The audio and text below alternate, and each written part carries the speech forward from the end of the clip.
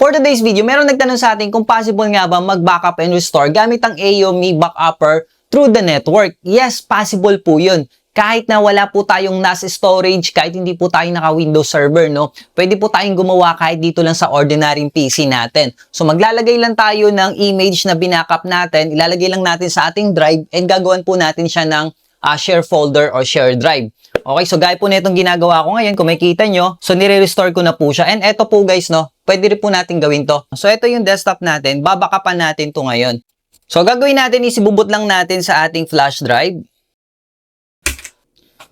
So nakaboot na tayo sa ating Sergey Strelic. So dito guys sa kabilang PC natin, dapat meron na tayong naka-prepare na drive. So gawa muna tayo ng folder. Lagay natin backup, okay. Right click lang natin yan, properties.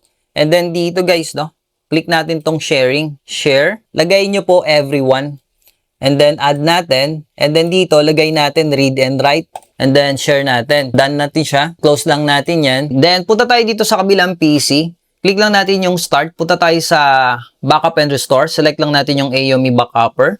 AOMI Backupper kasi guys, no, napaka-friendly user niyan. New backup tayo. So system backup. Para ma-confirm nyo guys, no, punta kayo sa disk management. Ayan na, sa desktop. So, dito sa disk management, makikita nyo yung partition drive nyo. Etong C, ayan, di ba? Disk 0. Punta tayo dito sa destination natin. Ayan. So, destination natin, guys, add tayo ng share NAS drive. Okay. So, lagay natin yung IP address netong PC na to. So, ano ba IP address niyan? Para malaman nyo yung IP address, cmd ipconfig. So, 62. Okay. So, lagay lang natin dito 192.168.100.62. Click lang natin yan. Ayan, kung makikita nyo yung ginawa natin na backup, di ba? So, select natin ginawa natin na backup, okay natin, and then start backup. Di ba? So, ganun lang guys yung pag-backup using network. So, kung makikita nyo dito, magra-write na po yan. Ayan, nagkakaroon na siya ng image. Ayan, di ba? Okay.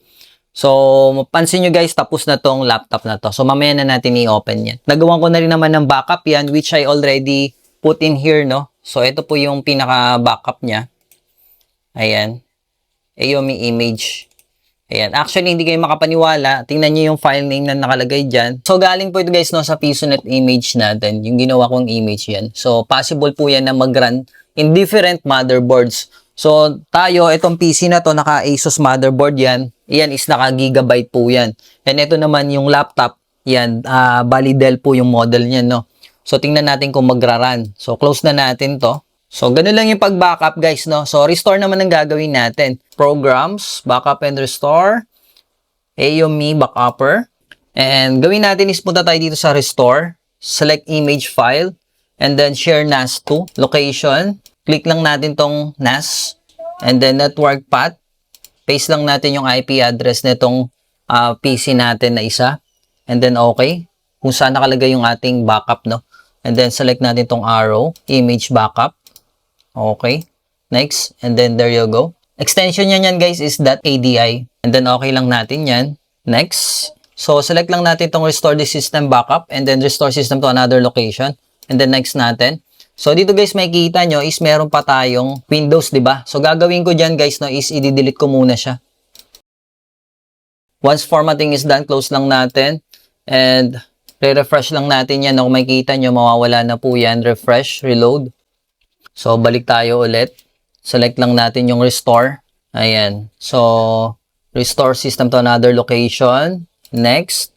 And there you go. So, empty na po yung drive natin, no? And then, next lang natin yan. Next, okay. Okay, universal restore. So, kahit na magkaibang board po yan, basahin nyo yung information niya dito. Start restore. So, ayun na. Okay. So, gawin naman natin ngayon dun sa labas. So, punta tayo sa labas. So, di ba may problema dyan? Okay na. Restore natin. Okay, so, lagay lang natin yung USB Sergey Strelic natin. And then, restart natin. Okay, tapos select lang natin yung flash drive. Windows PE Sergey Strelic. Enter. Okay, so next thing to do, punta tayo sa Start, Programs, Backup and Restore, AOMI Backupper.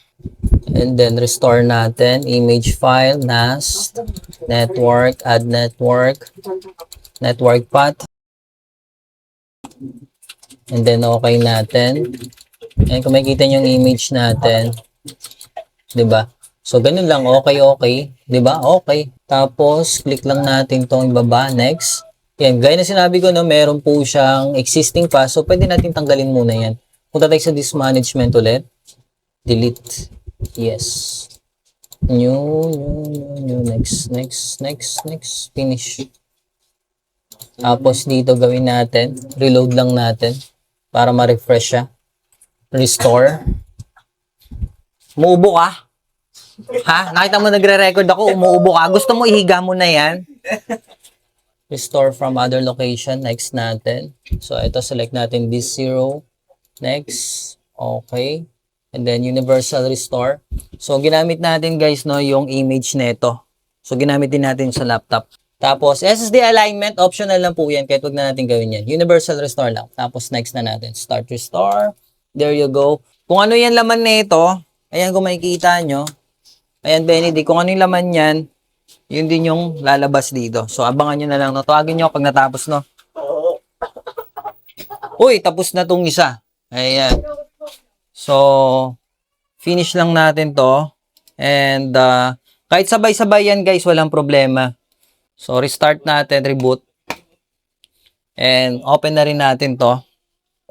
Ayan, tingnan natin kung yung image nung i3 papasok dito sa Dell Inspiron 17. So, medyo old na rin to. So, sa mga wala pa netong IP camera na to, guys, napakaganda by TP-Link Tapo brand. Ayan, kung makikita nyo, gamit lang natin yung power bank. So, di sa 20,000 mAh capacity battery, no? So, ang tagal niya po, 24 hours na. So, halimbawa, magpipiknik kayo, iiwan nyo yung sasakyan nyo, di ba? Sa isang liblib na lugar, or kahit anong location, ayan, pwede nyo pong ilagay sa sasakyan nyo. So, ang tagal po malobat nyan. Ayan, oh, ganda, oh. Di ba? Oh. Oo, so ayan na pala guys, nakita nyo? So yung mga dinilit natin na icon, bumalik po siya. And there you go, makikita nyo itong sa laptop natin. Ay, malulobat na tayo. So ito naman yung sa laptop natin guys.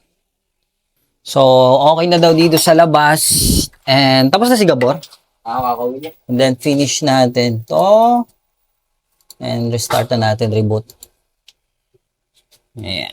So gumana po siya, di ba? So update lang natin yung driver niyan. Download lang natin yan ng graphics card driver. So, di ba, working good. Nakita nyo? Yan yung wallpaper and yung mga icons dun sa kabila. So, ayan na. So, lalagyan na lang natin to ng mga drivers. Alright, so ganoon lang guys mag-backup and restore sa network. Napakadali lang. So, para saan nga ba tong backup na to? So, yung backup guys, no, sabihin na natin para magkaroon tayo ng peace of mind pag na-damage yung storage natin, as in totally masira. And then, meron tayong mga importanteng programs, di ba? And mga files natin. So, in the futures, just in case, meron tayong backup na pwede nating i-restore. So, gaya ko, dito naman sa PisoNet ko, so, halimbawa, hindi kasi gumagamit ng defreeze o hindi na ako nagsiserver. Pag na-damage yung operating system ng isa, so, pwede ko lang i-restore anytime. Ganun lang kabilis. Madali lang naman. Anyway, susunod na topic natin yan. Hindi na tayo gagamit ng flash drive, guys, no? Ibubut lang natin siya through network. Doon natin i-access yung mga files natin. Yes, through network, wala nang flash drive na gagamitin. Kahit ilang computers pa yan within the network range, pwede tayong mag-backup and restore. Okay?